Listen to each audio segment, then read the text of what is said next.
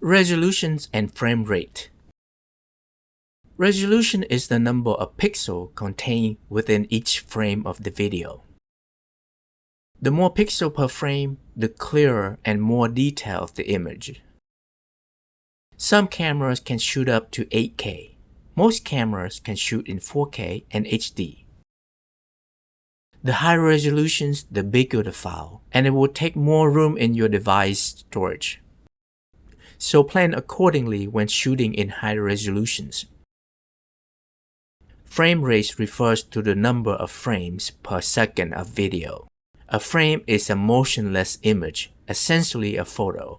When a number of frames are flashed before your eyes, one after the other, the illusion of movement is created.